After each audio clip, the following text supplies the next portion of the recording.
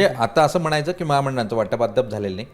नाही, आत्ता तर मी म्हटलं आम्ही की त्याच्यामधल्या असणाऱ्या ज्या काय म्हणतो आम्ही त्याची विभागणी कशी करावी किंवा काय करावी या संदर्भातलं थोडंसं वर्किंग जे आहे ते वर्किंग आम्ही करतो आहे आणि लवकरच ते होईल आणि लवकरच या सगळ्या गोष्टी पण महामंडळाच्या संदर्भातले निर्णय जे आहेत ते निर्णय घेतले जातील.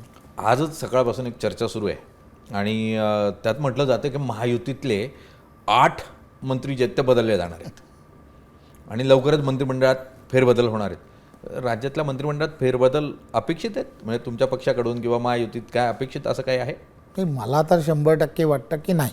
बरं, बाकी आता सकाळपासून सुरू झाले नाही, काल रात्रीपासूनच सुरू झालं आहे असं वाटायला लागलं. की मी काय होतं की रोज कोणीतरी मी म्हटलं जसं की एक शब्द वर्तमानपत्रातून मीडियातून आणि आमच्या तोंडून सुरू झालेला आहे.